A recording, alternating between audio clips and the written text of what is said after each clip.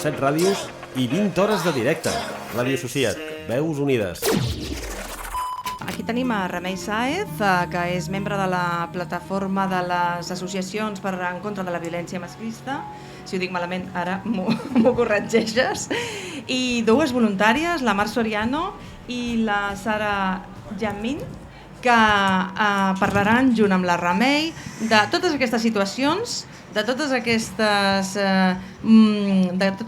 vegades que tots normalitzem situacions, accions, actituds, verbalitzacions, que en realitat són des de diferents graus actes de violència masclista. Benvingudes. Hola, bon dia, moltes gràcies. Soc la Remei Sáez, directora de la Plataforma Unitària contra les Violències de Gènere, i estem aquí avui gràcies a la Sòcia i a les festes de la Mercè per parlar una miqueta de què és això, la violència masclista. Amb mi hi ha la Mar i la Sara, que són voluntàries a l'entitat, que fan una tasca molt útil i molt necessària, entre d'altres, difondre què és això de la violència masclista, no? Nosaltres pensem que és un fet estructural i que té múltiples causes i que és molt freqüent. Se li resta importància, sobretot, si no hi ha agressions físiques i es continua considerant... Es continua considerant que és un problema que forma part de la intimitat de la parella, no? No es veu com una qüestió d'estructura i col·lectiva, no? Com totes tenim un paper per detectar i combatre, no? Aquesta violència masclista. I com ho fem? Què podem fer? Doncs tenim recursos, i manquen molts recursos, i passa aquest canvi també per un canvi social profund, no? Que tota la ciutadania, homes i dones, també puguem tenir informació. Per tant, a la plataforma treballem amb diferents línies d'incidència, i una d'elles és la sensibilització, i és poder explicar a tota la ciutadania què és això de les violències masclistes i quines són les situacions que podem identificar a la nostra quotidianitat. Bé, una d'aquestes violències, no, que trobem a la nostra quotidianitat són els micromasclismes, que crec que és important assenyalar que quan parlem de micro no és que siguin coses petites de poca importància, sinó que parlem, com bé ha dit la Remei, de violències invisibles. Invisibles perquè la societat les accepta, les normalitza, perquè són part de la nostra cultura, de la nostra sociabilització, de la nostra educació, del nostre dia a dia, d'allò que veiem a la televisió, a les pel·lícules, allò que escoltem a la ràdio també, no? I que normalitza situacions, comentaris, acudits, en general actituds que són masclistes i que perquè estan normalitzades, acceptades, ens costa identificar. Fins i tot a mi, que porto temps dintre del moviment feminista, a vegades també em costa identificar aquest tipus de violències. I ha sigut després d'un treball de construcció, de parlar amb altres dones, de poder aprendre a identificar aquest tipus de violències que són quotidianes al nostre dia a dia, ¿no? Y por ejemplo, para hacernos una idea un poquito, podemos hablar del iceberg de las violencias, que hablamos de violencias pequeñas, invisibilizadas, pero son las que no se ven en el iceberg. La punta del iceberg sería la violencia física, los feminicidios, los golpes, pero como ha dicho mi compañera, son cosas más pequeñas que son normalizadas hoy en día, como las bromas sexistas, de las cuales una mayoría de la sociedad se ríe todavía, el mansplaining, es decir, que te expliquen cosas por ser mujer, porque se insinúa que no los tienes entendido, no los tienes claro, el lenguaje sexista, las publicidades, que forman parte también de la violencia digital, etc. Y son violencias sutiles que sí pasan normalizadas, y como ha dicho, es difícil de identificarlas aún estando dentro del movimiento, y pienso que hay que hablarlo entre mujeres, y después de cierto tiempo de compartir y hablar, nos damos cuenta que son violencias que existen y que al identificar y al nombrarlas ya la podemos identificar y saber, darnos cuenta que son violencias que sufrimos cada día. Por eso yo pienso que hace falta compartir, hablar tanto en la sociedad, pero también entre mujeres, para darnos cuenta y aceptar que estamos sufriendo de violencia machista invisibilitzada i normalitzada. Sara, en tant que dones joves que sou, en quines situacions us trobeu aquestes violències invisibles? Quines situacions podríeu anomenar? Doncs aquest tipus de situacions crec que és important assenyalar que no només es donen a l'àmbit de la parella, sinó que a la universitat, a l'escola, quan anem pel carrer, quan anem a comprar, quan estem a la feina, en qualsevol àmbit, perquè aquestes són violències que atravessen a la societat, no? I que estan impregnades en la nostra cultura, a tot, en tot. I, per exemple, no, jo crec que és important assenyalar si hi ha alguna dona jove que ens està escoltant ara i que creu o pensa, ostres, jo no sé identificar aquestes violències. Jo fa 2 anys tampoc sabia identificar, és a dir, ara miro enrere, penso en situacions que m'han passat i ara les identifico com a violències i penso, ostres, m'hagués agradat en aquell moment saber identificar, poder parlar-ho amb una altra persona, perquè ara són coses que m'emporto a l'esquena, no? I que m'han passat i que ara puc identificar però en aquell moment no.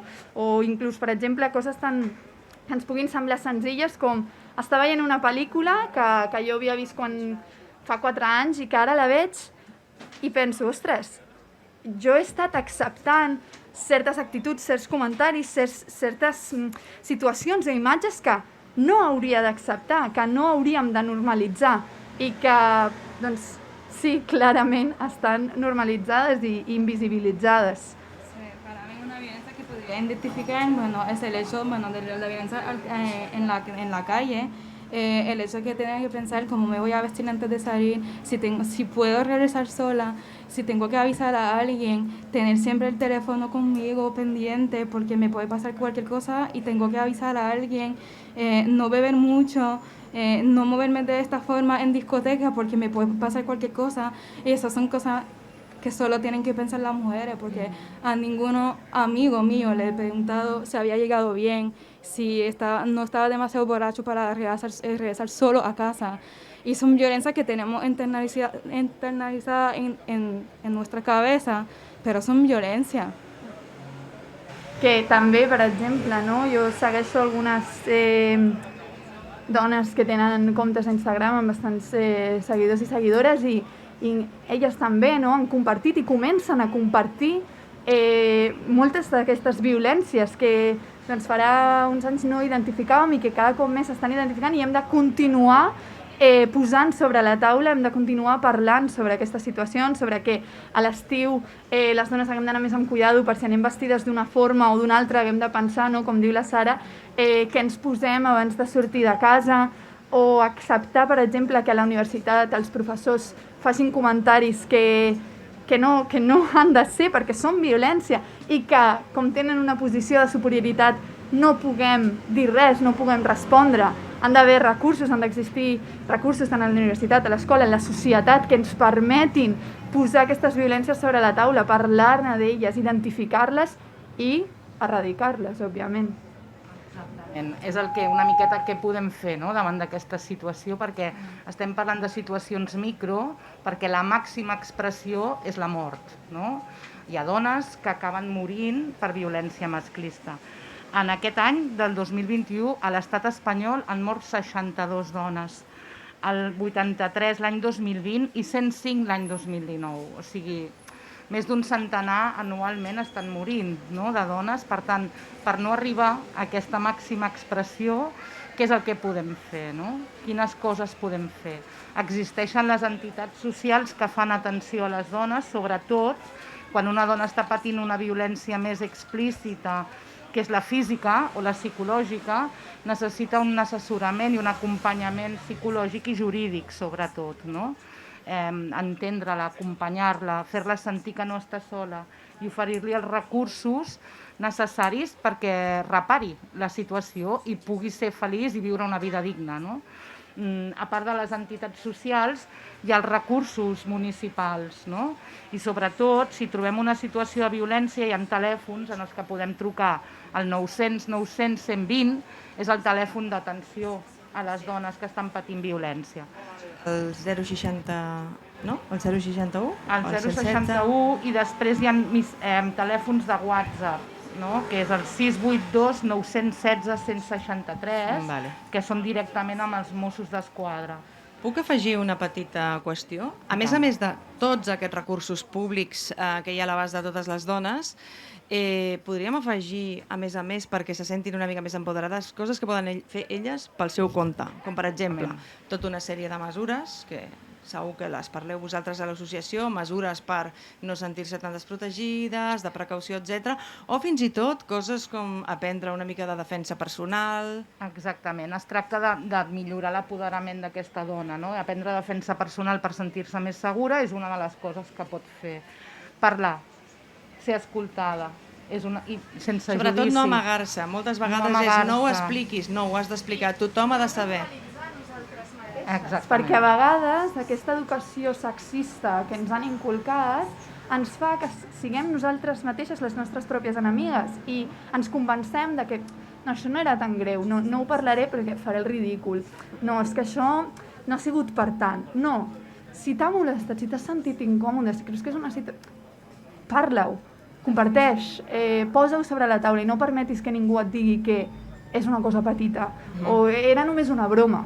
Sí. No era només una broma, és una violència i a més en un cercle de violències que va fins a l'expressió màxima que és el feminicidi. Sí, volia fer un petit incís, no?, en això que esteu dient que és molt important, i és el fet de que moltes vegades les dones que estan vivint situacions de maltractament de tots els graus, des de grau més senzill a grau més extrem, moltes vegades es troben, fins i tot quan van a institucions o a comissaries o a llocs, amb persones que de vegades també, degut a que estem tots en una cultura, revictimitzen a la dona, no? Ui, això no hi ha per tant, o pot haver-hi algun tipus de...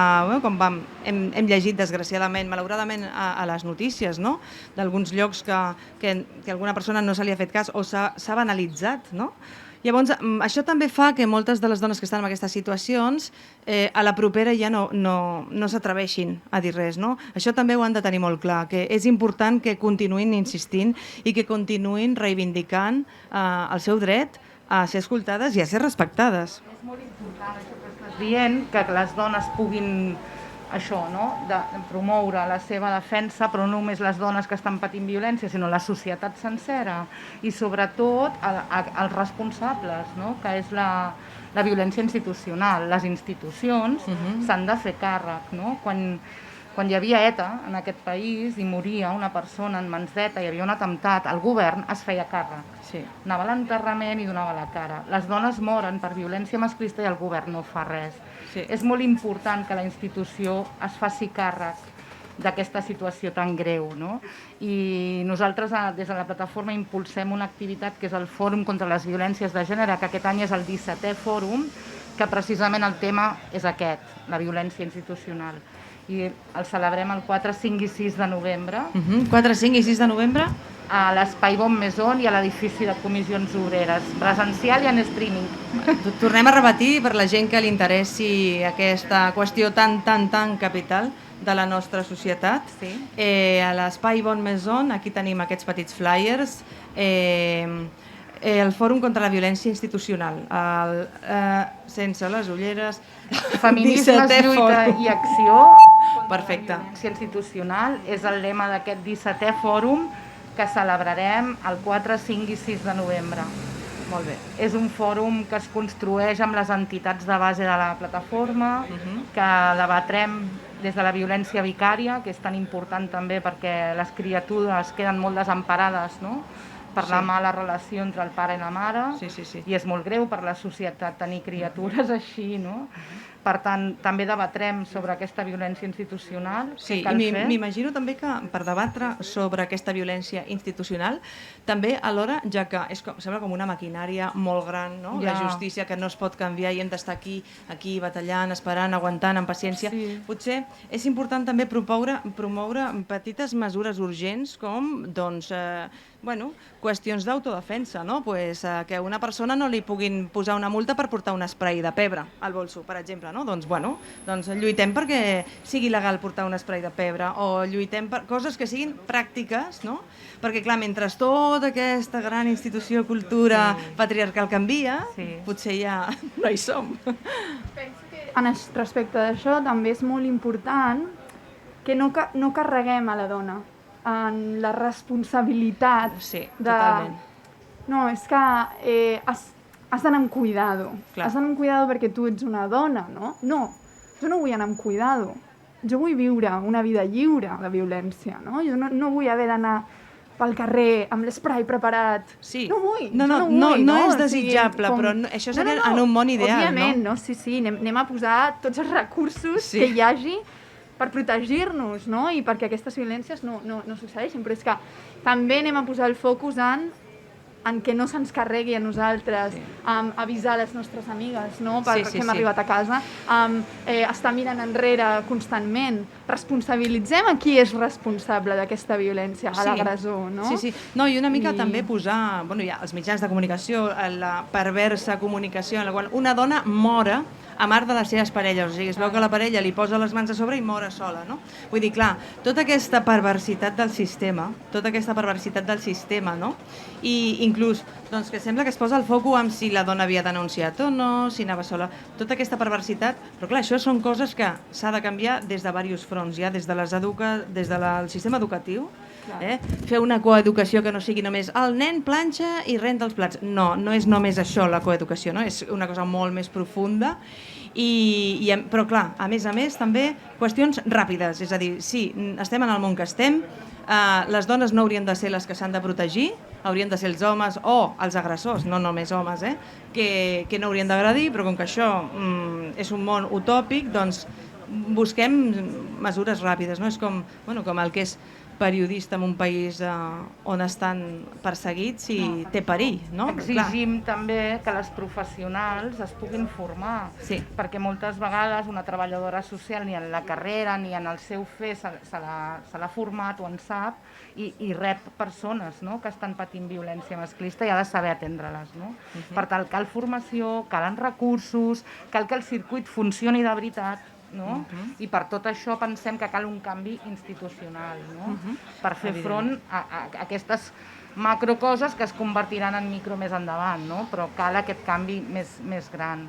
I evidentment cal aquest canvi i calen dones a favor de dones i a costat de dones, i totes les dones de totes les edats i en totes les situacions que ens estan escoltant, si volguessin ser voluntàries d'alguna de les vostres organitzacions, que evidentment en falten, on haurien d'adreçar-se? Doncs nosaltres tenim una cartera de persones voluntàries a la plataforma que poden fer diferents tasques. Tenim un projecte comunitari molt interessant que es diu Teixim Barris, que farem unes accions el 27 de novembre als mercats de Barcelona, on podrien participar aquestes voluntàries. En aquest fòrum contra les violències de gènere necessitem moltes mans, també persones voluntàries. Després tenim un grup de mentores que acompanyen a noies joves i diferents tasques, perquè bàsicament el que fem és mobilitzar-nos al carrer i també fem tot de programes de prevenció des de la coeducació als centres educatius, i allà també cal de vegades fer alguna tasca voluntària. Així que tenim un gran ventall. Si alguna persona vol ser voluntària, es pot fer-se voluntària des de la web de l'entitat, Plataforma Unitària contra les Violències de Gènere, i allà trobarà com fer-se voluntària.